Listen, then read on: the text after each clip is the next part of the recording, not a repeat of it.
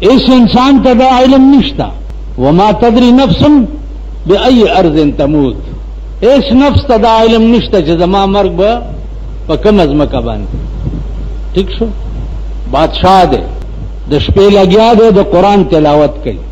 اوس تاسو رښتیا ووایئ چې په دې مخ د ځمکه چې څومره اسلامي حکومتونه دي دا یقینا په یو بادشاہ هم راځي چې هغه د شپې تلاوت کوي په یو بادشاہ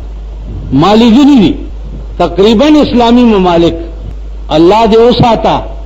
داغه عیاشۍ نه چې کوم دوی کوي ما د هغه خار تماشا کړی ده دا اورېدو خبرې زه کوم نه مې عادت ته چې په کوم خار کې بیبي هوا پرته ده چې هغې ته جده وایي او زه بیا د بیبي هوا قبر تم تلیم چې دا اوله مور ده د انسان دا هغه جدي د سمندر په غاړه چې کومه عیاشګاه ده دا انګریزان او دا میمانې او ورسره زمونږ دا رسمي مسلمانان الله دې امان راکړي ما چې دا ولیده نو ما ویل الله دا هغه جده ده چې چا کې بیبي هوا پرته ده د دې بادشاهانو د لاسه د هغې جدي دا حال دی عزیزانو بیا که په دوبۍ کې وګورئ بیا که په ابوظبي کې وګورئ الله دې امان راکړي نو اسې وایم چې دې وخت کې د اسلامي سلطنتونو بادشاهان چې کوم دي دا یقین په یوم راځي چې هغه به د شپې د قرآن تلاوت کوي نو بادشاہ دی او د قرآن تلاوت کوي چې دې آیات ته راورسېدو چې یسألوه من فی السماوات والارض کل یوم هو فی شان هره ورځ د الله په یو نوي شان کې نو دلته ونښتو ټوله شپه سوچ وکړو چې هره ورځ د الله نوی شان چې دا څه شی دی ایس کشف ورته ونه شو او نه ورته دماغ ته څه راغله نو سحر شو مونځ یې وکړو دا وخت مناسب چای مې بس کړي څه وخت کې چې دربار ته راغو نو د خپل ملک وزیر اعظم ته وایي چې د دربار کار به تر هغې پورې نه شروع کوئ چې تر څو پورې بېګا د قرآن یو مسله کې زنخته یم چې دا مسله حل شوې نه تر هغې به د دنیا کار نه کوئ وزیر اعظم ته یې وایي چې یسألوه من فی السماوات والارض کل یوم هو فی شان هره ورځ د الله په نوي شان کې وي دا الله نوی شان هره ورځ دا څه شی دی په دې به مې ته پوهیږې او وزیر اعظم به هم داسې و لکه زمونږ د پاکستان وزیر اعظمان په قرآن څه پوهي زمونږ وزیر اعظمان خو فلانے ملک میں گیا اور کشمیری امور پہ بھی بات چیت ہوئی کشمیری امور پہ بھی بات اس پر افغانستان اور بل لے اور اس کشمیری امور پہ بھی بات چیت ہوئی اس آگا خلق من ترا مختی کری دی پکسو کی او پلارو سرکونو را تا گردئی کہ خبردار کہ امریکی خلاف بیا 10 نامہ وان لئی من ترا خوشی کری نالو جی لام ببنو دا امریکی نمبال صدر بش خو زمون نالو صدر بش سرسدی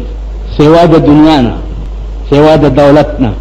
او د دنیا او د دولت متعلق من نظر کاله مخ کی مولانا روم سویلی دی چې اهل دنیا چون سگے دیوانا ان اهل دنیا چون سگے دیوانا ان گورش سگے دیوانا ان اهل دنیا چون سگے دیوانا ان گوش شو ازین چو بس بیگانا ان مولانا روی دا اہل دنیا چی دی دا لیونی سپی دی دا اہل دنیا چی دی دا لیونی سپی دی گوش شو ازین چو بس بیگانا ان یو طرف تشتے دا پردیدی واللہ کے اخپل کے اول لنڈ غندے دا اوگت سوچ ندر دی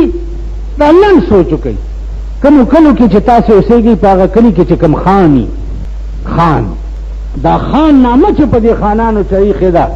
پا پیر رحمت شا خان پا عربی کی خیانت کون کی توئی دا خان دا خندیر نبدنے کئی تصور نکے نبا سوچ کے استاسو پا ایمان ہوئے کہ دا کلی غریب سڑی تبا خان دوست ہوئی وایو کلو والاو کلی کې چې کم ترکانی لواری مزدورکاری او اگر اپیخ شي د خان اجره کې نو خان سره چې بل خان ناستی نو دا خان بداوي چې دا زما دوست دی. مولانا روم ټیک وایي کنه چې اهل دنیا چو سگے دیوانہ ان گوش شو ازی چو بس بیگانہ ان یو طرف تشتے دا لیونی سپی او لیونی سپی دا خپل مالکم نخپلیگی سپی چی لیونی شی پا خپل مالکم بیا چک لگئی نو امریکی سر دولت تے نن لیونی سپی تی جوڑ دے کنا لیونی سپی تی جوڑ دے زما عزیزانو د لیونی سپی علاج شي ډېر زر سر وخوري ډېر زر ان شاء الله العزیز کم سر چې په کابل کې روس خوړلی هغه سر به په کابل کې امریکا هم خوري هغه سر به امریکا هم خوري. عزیزانو وزیر صاحب ورته وایي چې ما ته یو 2 ورځې مهلت راکړه زه به وګورم. کور ته لاړو او خپه په کټ کې سملاستو غلام یې راغی هغه ته پوښتنه کوي چې صاحب ولی خپای ویلی بادشاہ رانه د یو مسلې تپوس کړی دی او زه خو په مسله پوهېږم نه او ما ته ویلي چې 2 ورځو کې به جواب راکې. نو غلام ورته وایي چې جی کومه مسله ده؟ نو دا وزیر ورته وایي چې نو ته پې څه پوهېږې؟ هغه ورته وایي چې جی زه پې پوهېږم. وایي چې ولې؟ وی رسول الله صلی الله علیه وسلم فرمایلی دي چې الاسلام بدأ غریبا وسيعود كما بدأ فتوبى للغرباء. اسلام په ابتدا کې غریب او یو ناشنا شو او زدکای دیم غریبان او ناشنایان د اهل دنیا په قسمت کې علم نشته. نن تاسو ګوره علم څوک زدکای ټول دا مورمړي پلارمړي طالبان تاسو چرته ولیدو چې نواب او ارباب او خان او سرمایدار هغه چرته خپل زوی عالم کړي علم هم دا وګیتږي خلک چې دي دغه کوي. نو زه غریب یم ستا غلام یم ما ته علم راځي. وی چې خواغ وی کم مس وی کل یوم هو فی شان رانا بادشاہ پختنه کړی دا. نو زه په دې نه پوهېږم چې هره ورځ د الله په نوي شان کې څه غلام ورته وی چې جی زه به دا جواب بادشاہ له ورکم ما ولا بوزه. وی چې رښتیا وی او جی کور مې نه کړو سر رانه پرې کا. بادشاہ له راوست چې راوست بادشاہ ورته سوچ دیو کو وزیر اعظم صاحب ورته وی چې زما دا غلام چې دی دا به د کل یوم هو فی شان جواب درکړي. بادشاہ مریان شو چې دا غلام ورته وای بچیا وی چې تاسو سوال کړی دی و ما دا کړی 4 ورځ د الله په نوي شان کې نو 4 ورځ د الله نوي شان څه شه دی؟ غلام را پاسې دو ورته ودرېدو ویل بادشاہ سلامت غوږ کېده تولج الليل في النهار وتولج النهار في الليل تولج الليل في النهار وتولج النهار في الليل تخرج الحي من الميت وتخرج الميت من الحي وترزق من تشاء بغير حساب. اے بادشاہ ارز دا اللہ نوے کاردادے چشپوی ورس پکران نباسی رنا جوڑکی رناوی شپا پکران نباسی تیار جوڑکی یو دا اللہ نوے شانر ورز دا اللہ دا سوک کئی تون دا اللہ نوے شاندادے چھ تخرج الحی من المیت و تخرج المیت من الحی ارا ورز بل دا اللہ نوے شاندادے چھ دا جوندنا مڑے پیدا کیا دا مڑنا بیا جوندے رو باسی. بادشاہ بیا پا سوچ کی شو چھ پا دین پوئی نشو دا جوندینا مڑے پیدا کول و مڑی نا جوندے پیدا کول. غلام ورطا خندل یہ بادشاہ قبل عالم چرگا جوندے شے دے او اگئی تھی تاسو دا چرگو اگئی خو ٹوپونا نوئی چرگا جوندے شے دے اگئی تی مڑا پیدا کی بیا چرگی لا حکم شي چې یوشت ورځې به په دې اگئی داسې سینه مګي اگئی وچوي او بچی تی ژوندی رو نو چرګه ژوندی شی دی اگئی تی مړه پیدا کی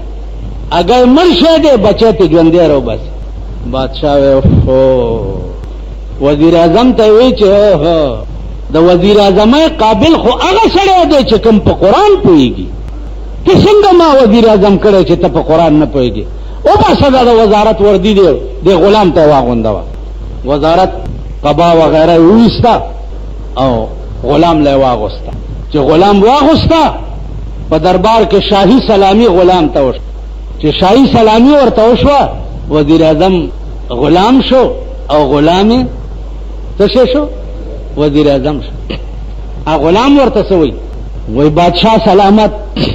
غوږ کېده چې په دې ټکی درته د الله نه کار بلو خیر اوس ټول دربار داسې شو ورته وی چې وتعز من تشاء وتذل من تشاء